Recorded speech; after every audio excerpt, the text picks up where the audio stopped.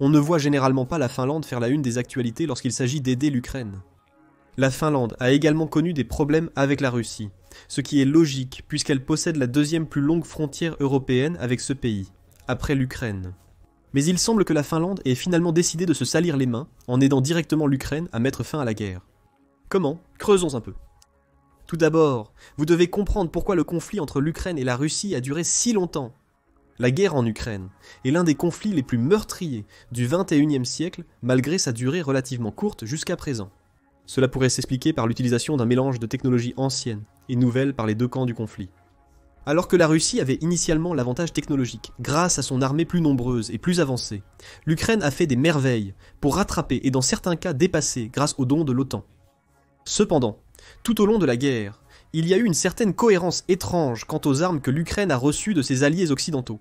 Selon les dernières statistiques de l'Institut Kiel pour l'économie mondiale, l'OTAN a promis au moins 300 milliards de dollars d'aide. Selon certaines sources, l'aide bilatérale et unilatérale a déjà dépassé 380 milliards de dollars et se rapproche des 400 milliards des gouvernements de divers États membres de l'OTAN et comprend une aide militaire directe sous forme d'armes, de véhicules et de technologies. Mais ce que la plupart des pays ont fait pour fournir cette aide est de prélever dans leur stock d'équipements bientôt obsolètes et de donner cet excédent de stock à l'Ukraine. En d'autres termes, ces fournitures allaient de toute façon être retirées de l'usage par leurs armées respectives. Prenez la version de base du M1 Abrams, qui a été conçu dans les années 80.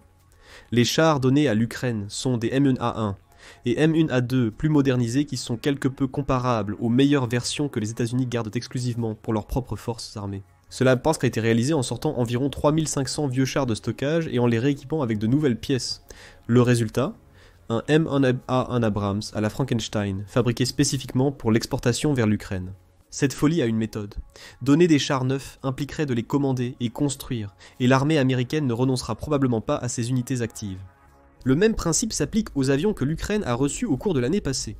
Le président Zelensky était catégorique. Le pays avait besoin de plus de 100 avions de chasse F-16 pour pouvoir se défendre contre les forces aériennes russes numériquement supérieures. Début janvier, plusieurs pays européens de l'OTAN ont retiré leurs F-16 pour les envoyer en Ukraine.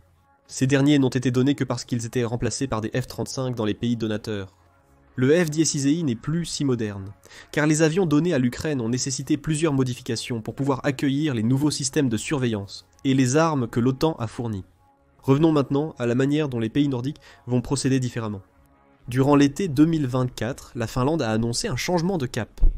Le dernier tour d'aide militaire de la Finlande à l'Ukraine, la 25e fois que la Finlande a envoyé des armes ou du matériel à l'Ukraine, inclurait des prototypes d'armes avancées au lieu de design existants.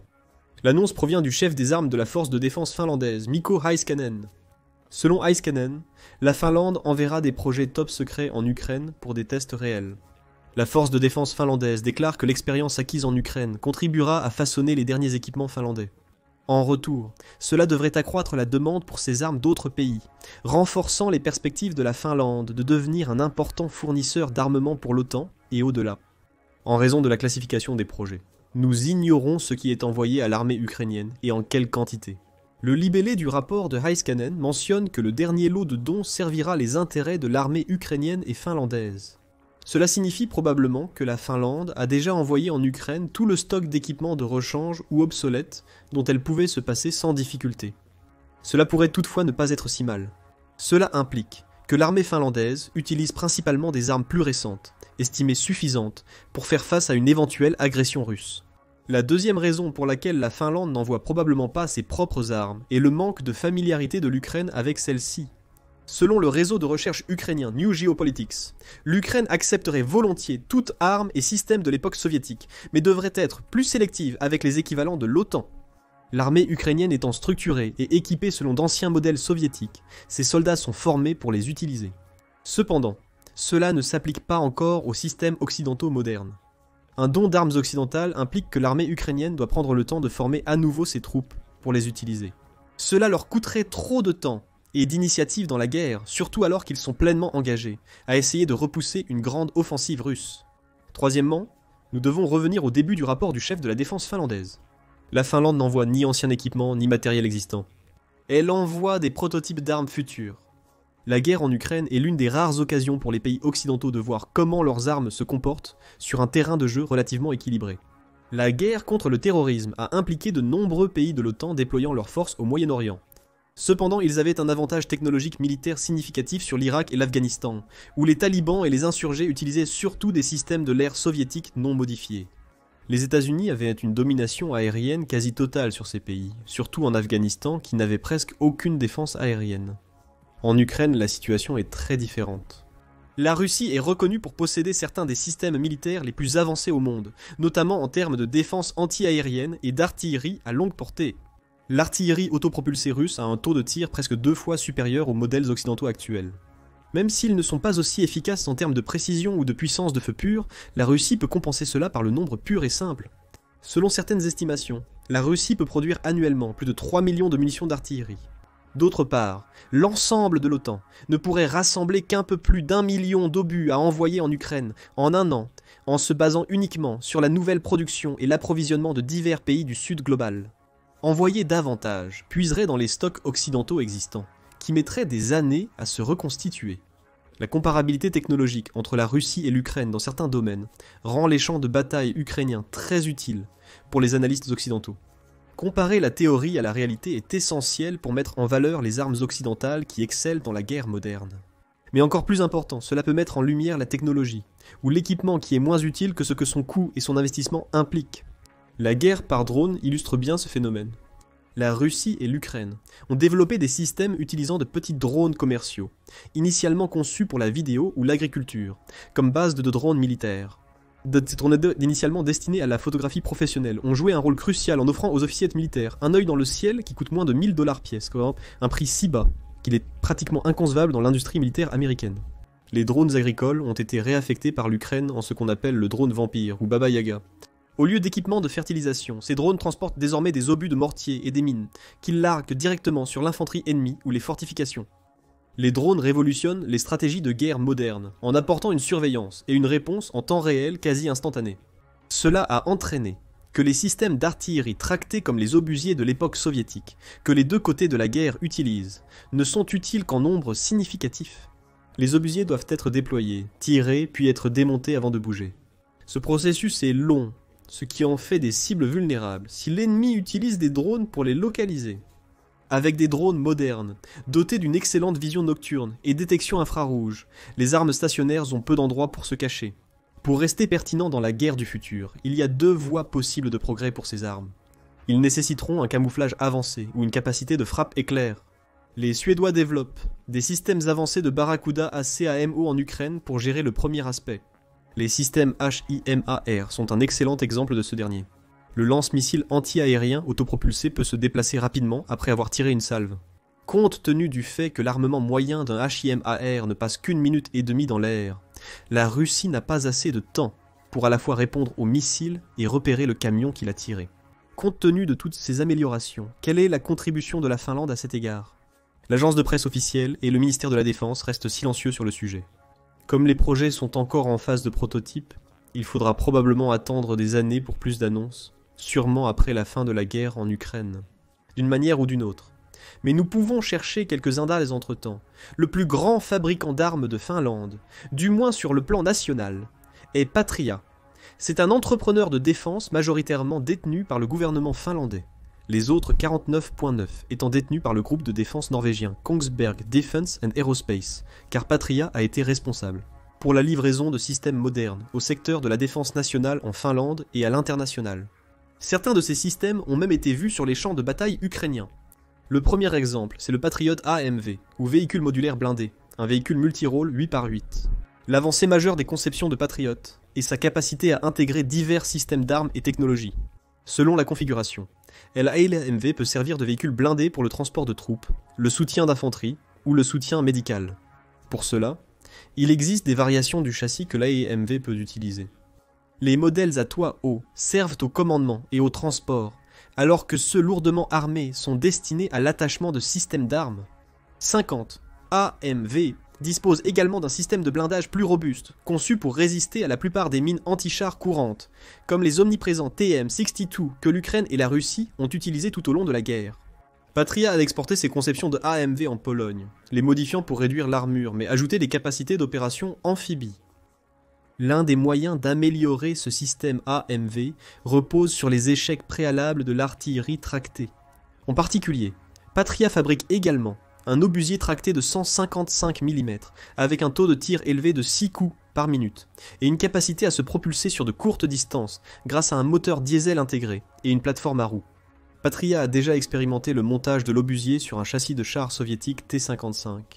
Toutefois, l'arme développée présentait une précision réduite après redéploiement, et un comportement erratique du canon lors des tirs à longue distance. Bien que la Finlande n'ait officiellement envoyé aucun obusier de 155 mm fabriqué par Patria en Ukraine, elle a envoyé une partie de son stock d'artillerie de canons à crapaud. Cela inclut les obusiers soviétiques 2-36 Jaya Stint B de 152 mm et M46 de 130 mm. Étant des conceptions soviétiques, l'Ukraine pourrait facilement les utiliser grâce à ses capacités de fabrication d'artillerie domestique. C'était sûrement la manière pour la Finlande d'écouler son stock obsolète. Cela suggère que le pays a aussi envoyé son stock restant de munitions pour ses armes, car ces nouveaux canons de 150 mm peuvent utiliser des munitions fabriquées pour pratiquement tout autre modèle OTAN. De plus, l'agence de presse finlandaise Yle a rapporté en 2023 que Patria envisageait de créer de nouveaux AMV en Ukraine, en utilisant les ressources de fabrication domestique de l'Ukraine, sous licence de Patria. Cela suggère que les AMV ont bien performé en Ukraine jusqu'à présent, probablement grâce à leur conception modulaire et leur potentiel d'évolution future. Ce système a été crucial pour l'avantage de l'Ukraine sur la Russie durant le conflit. Il est donc possible que la Finlande envisage la possibilité d'utiliser le châssis du Patriot AMV, comme base pour des obusiers automoteurs nationaux, basés sur l'artillerie Patriot. Le résultat s'inspirera probablement fortement de l'obusier français Caesar monté sur camion. Le Caesar utilise également un obusier de 155 mm comme armement, mais l'ensemble du système utilise un camion 6x6 comme base. Les modifications de Patriot pourraient inclure le système de blindage robuste de l'AMV, ou la fiabilité, et la capacité de transport supplémentaire du châssis 8x8. Cette avancée est soutenue par le fait que les Césars ont surpassé à la fois le M109 A6 Paladin, à chenilles fabriqué aux États-Unis, et le M777 tracté britannique, qui utilisent tous deux des canons de 155 mm. Malgré la perte d'environ un tiers de l'artillerie à chenilles ukrainiennes lors de l'offensive russe, seulement un dixième des thésards fournis ont été détruits jusqu'à présent. La mobilité accrue d'un canon sur châssis à roues améliore sa survie, nécessitant des tactiques de frappe et de fuite pour les systèmes de moyenne à longue portée. Le deuxième véhicule que Patriot a donné à l'Ukraine est le transport de troupes blindées Passé. Le Passé, contrairement à l'ADMV, est un véhicule amphibie légèrement blindé à 6 roues. Selon un rapport de 2023, au moins 20 modèles de Passé ont été envoyés en Ukraine fin de cette année-là. De manière similaire à la AMV, le Passé XA180 et le XA185 n'ont pas de système d'armement natif. Néanmoins, le véhicule est doté d'une tourelle rotative pouvant accueillir un autocanon ou une mitrailleuse, le transformant en véhicule de soutien d'infanterie. Cependant, peu de rapports existent sur les performances du véhicule en Ukraine. Les améliorations de Patriot sur le PC culminent avec la série XA2 Sense, dotée d'une armure renforcée. Cela a causé la perte totale de la capacité amphibie du véhicule, ne lui permettant de patauger que dans 5 pieds d'eau. Le XA202 est principalement utilisé comme véhicule de communication et de commandement et est actuellement déployé par les forces armées finlandaises et suédoises. Un rapport de février 2022 indique que Patriot était en train de mettre à niveau les véhicules suédois pour prolonger leur durée de vie prévue de quelques décennies supplémentaires. Les mises à niveau devaient se poursuivre jusqu'en 2025. Patriot pourrait utiliser les performances réelles du XA185 en Ukraine pour améliorer les XA202 existants. Enfin, Patriot a récemment annoncé un système de moteur mobile amélioré de 120 mm, nommé TREMOS.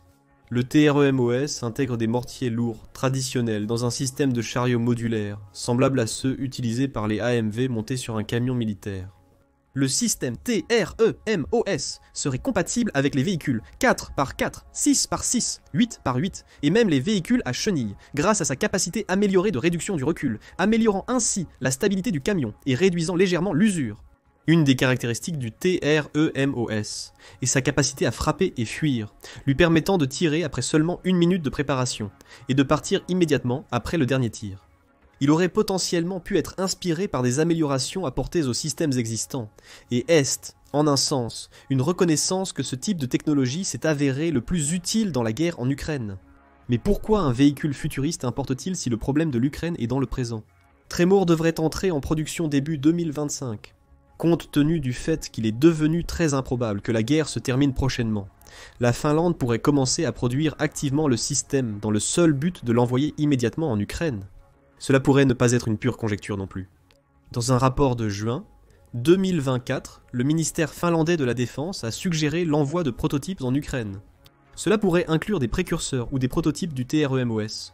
Le TREMOS pourrait subir ses premiers tests en Ukraine, permettant à Patriot d'acquérir une expérience précieuse de la fonctionnalité et des taux de réussite du système.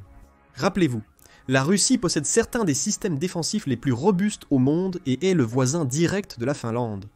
Dans l'hypothèse où la Russie attaquerait un pays de l'OTAN, la Finlande serait obligée de rejoindre le conflit.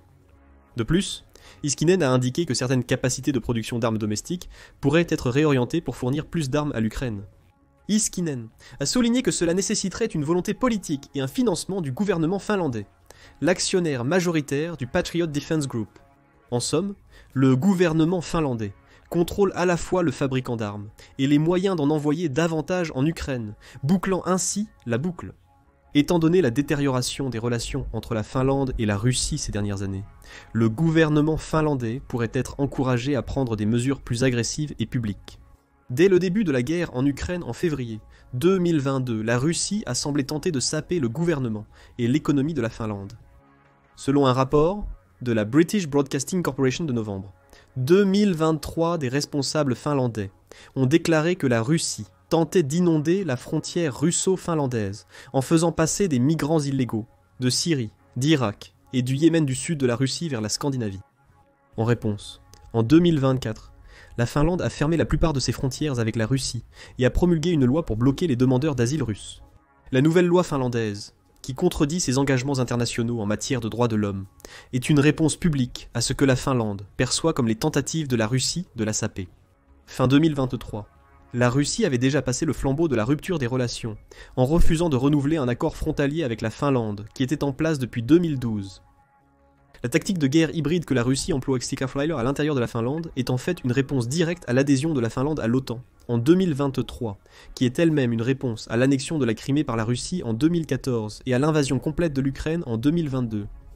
Compte tenu de son histoire de guerre contre la Russie au XXe siècle, il était compréhensible que la Finlande se méfie de son voisin agressif. La Finlande pourrait maintenant avoir la possibilité d'accroître son soutien envers l'Ukraine. Avec l'invasion d'août 2024 de la région russe de Koursk, l'Ukraine a de nouveau franchi l'une des soi-disant lignes rouges nucléaires de la Russie sans réponse. Vous rappelez-vous des F-16 mentionnés en début de vidéo? Le déploiement des chars a été retardé en partie à cause des menaces de Poutine d'utiliser l'arme nucléaire contre les pays de l'OTAN qui les fourniraient à l'Ukraine. La Russie a menacé que si l'Ukraine recevait des armes lui permettant de frapper en territoire russe, cela serait considéré comme un acte similaire.